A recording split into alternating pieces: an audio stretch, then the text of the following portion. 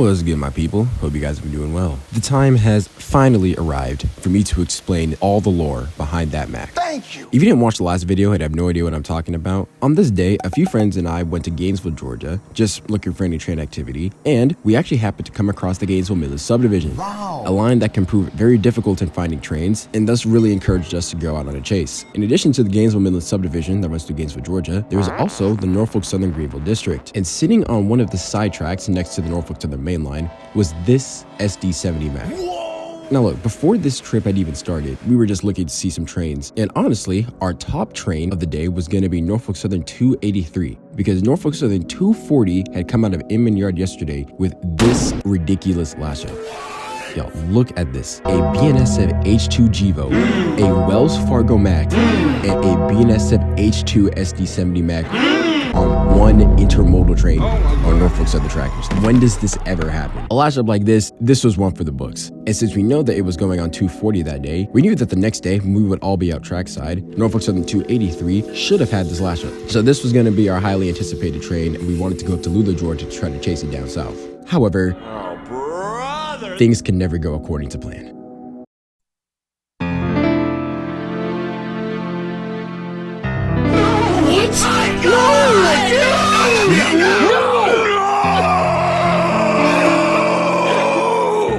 Of course, it would be the one day that we were trying to catch a train like this that they happened to take off one of the units and put it off somewhere.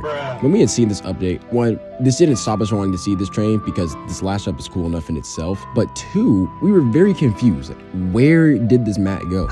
Somehow, by sheer luck, it happened to be at the exact city that we had been planning to base out all of our operations for the day. Sensational. Gainesville, Georgia. Here we found the Mac set out on the side track, meaning that Norfolk Southern 240 had dropped it off before continuing up north to Charlotte yesterday. And while we were here, trying to unpack the mystery as to why this Mac had been set off here, there was a growing presence of railroad equipment behind it. But this wasn't any normal railroad equipment. What? The machinery that we are seeing off in the distance there actually belongs to the company R.J. Corman, or the R.J. Corman Railroad Group. Now, for some of you rail fans, you've definitely heard of R.J. Corman because they're the main company that deals with all the railroad derailments and incidents. The company has a lot of very heavy haul machinery that's used for picking up cars that may have fallen over or, derail locomotives, literally lifting these 200-ton units off the ground and either re-railing them on site or moving them off somewhere else to where they need to go. And so seeing this equipment pop up, we had a feeling that it had to do with this Mac and that they were potentially going to be lifting up this Mac. Before that could happen, however, there was a lot of rail activity going on, and the R.J. Corman crew here would have to wait for the Norfolk Southern mainline to clear before they could start proceeding over the trackage and getting towards the Mac.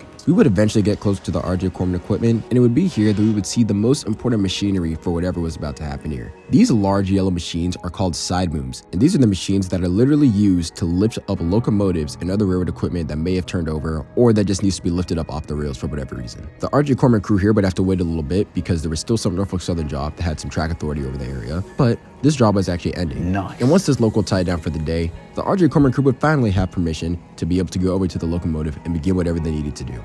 And this would be when we left. You what? What is wrong with you? Yeah, the Gainesville Midland was calling, and we answered the call. This guy stinks! But don't worry. Atlanta Railfin Productions, ooh, my boy, you clutched up big. He decided to stay, foregoing any Gainesville Midland action that he could have seen, and he wanted to watch the full process, which honestly, I did too. But the boys were urging me to chase the Midland, so we were going to see what we could get from both worlds. With the crew now having permission, they started taking the side booms out from the lot that they had been parking all their equipment and moving towards the Mac. We can see that there are two side booms that are moving towards the Mac because you need one on each side to keep it balanced, and there is some sort of R.J. Corman truck that is following both of them. R.J. Corman has actually been called out to this Mac because they are actually taking out an axle on the field. And according to my boy, who actually asked one of the crew members, he said that according to the worker, one of the traction motors had locked up and needed to be taken out and replaced. Bro, what are you talking about? For those of you who are unaware, the whole assembly of the wheels and the frame that surround them are called trucks. And trucks are really an assembly of a lot of different sub-assemblies. Of course, you have the main frame of the truck, which attached to it are the brake rigging, which includes brake cylinders. You also have suspension and damping, which includes a number of springs in addition to vertical and horizontal dampers for dealing with the forces that a locomotive may experience while on the road. And believe it or not, you can actually remove the entire truck frame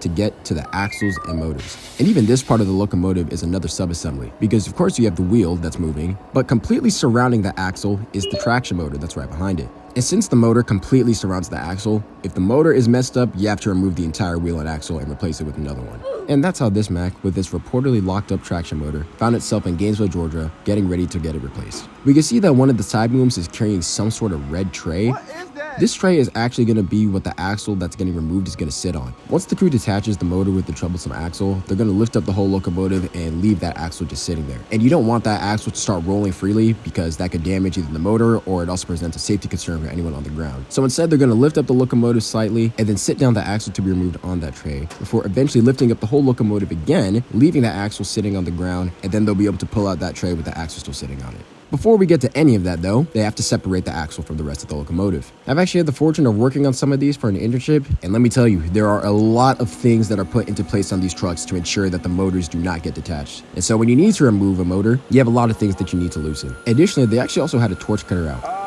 And looking closely, you can actually see them cast a spark right next to the torch nozzle to start a flame that they will eventually use to start cutting some parts underneath the truck. When I was working on these with other mechanics, we never had to do this, so I frankly don't know why they were doing it in this case. My assumption is that just based on the nature of these locomotives and how heavy they are, probably there were some parts that were so heavy and hard to budge or get rid of that they just figured it'd be easier to cut it. If someone else has more information, please feel free to share.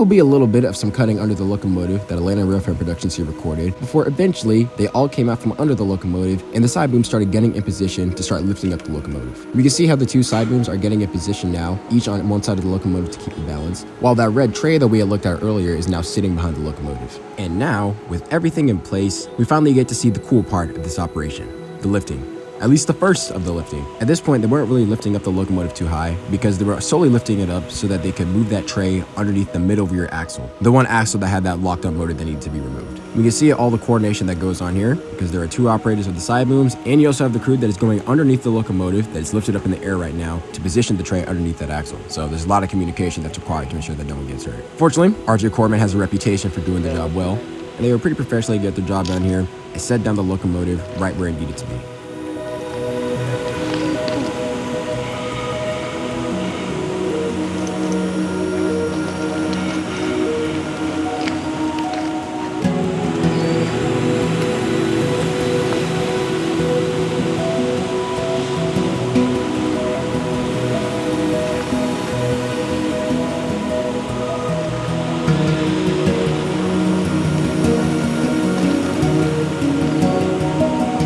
Now, with that axle being set onto the tray, the RJ Corman crew can now start doing more work to remove some of the linkages that are used to prevent the motor from rolling away. They'd be going under and around the locomotive on both sides to remove any of the screws or bolts or whatever else they have to hold the motor in place, before eventually they would come back out and the side boom operators would get back to work once again, this time lifting up the locomotive a lot higher than before.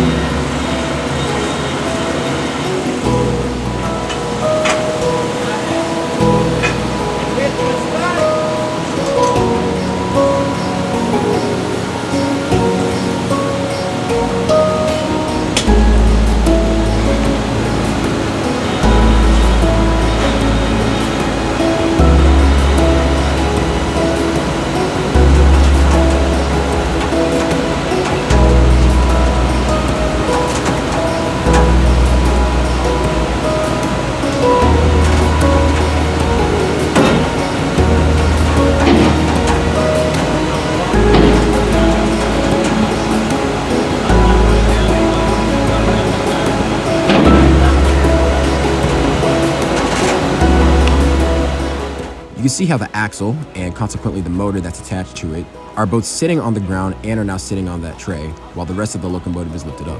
And now that the locomotive has been lifted up, they can now pull the tray out with the troublesome motor and axle, and put it onto the side.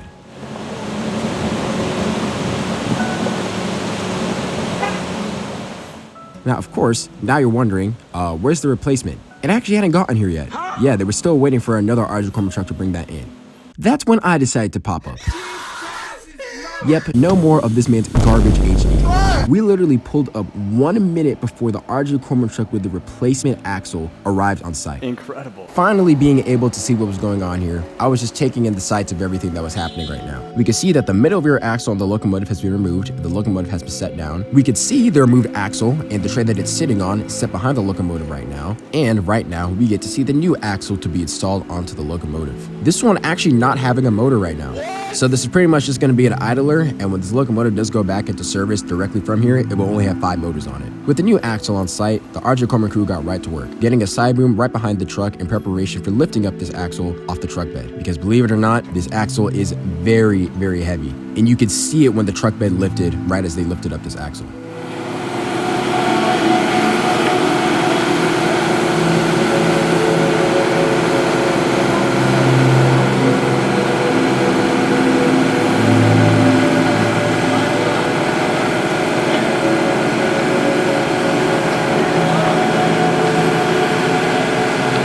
With the new axle airborne, it was time for them to move it next to the rails and set it down on the tracks, where the RJ Corman crew will then roll it up right next to the locomotive in preparation to be rolling it underneath the frame. And with the new axle down, it was time for the side booms to get right back into position to lift up the locomotive once again.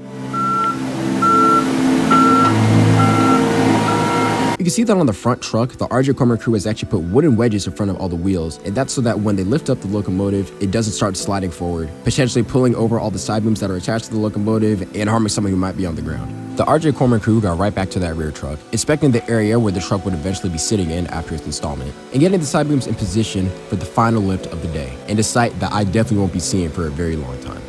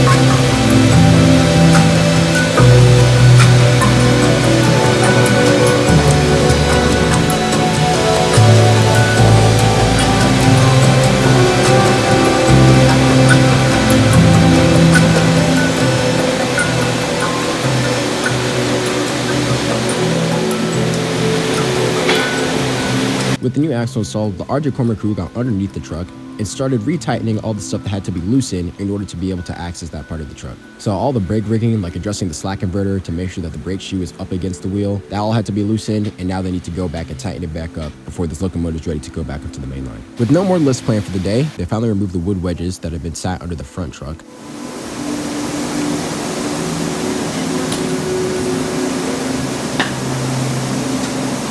And now it was just a matter of cleaning up all the stuff that they had put around the locomotive and getting ready to put their equipment right back to where they had set it off.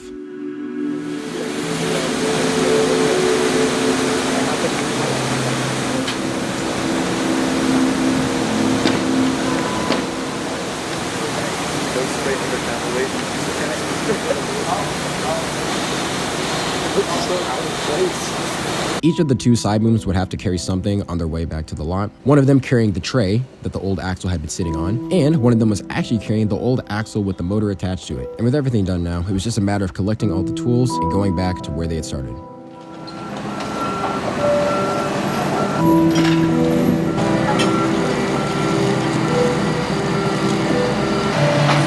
Could take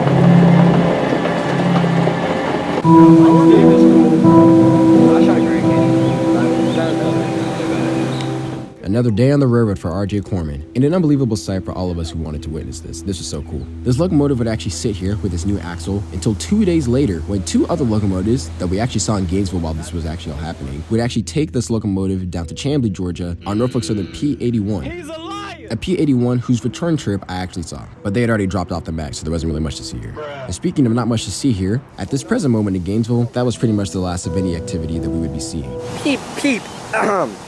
If there's nothing after 283, we should just chase it on the way down. You think this is funny? Not for the day though. Huh? Yeah, there was still a lot more that we had in store for the rest of our outing today. In order to see all that, you gotta wait till the next video. Disappointed! Until then, my friends, I hope that you guys learned something, and I hope that you guys enjoyed seeing this very cool operation, because this is really something you're not gonna see every day. And until next time, God bless. I will see you soon out on the high iron.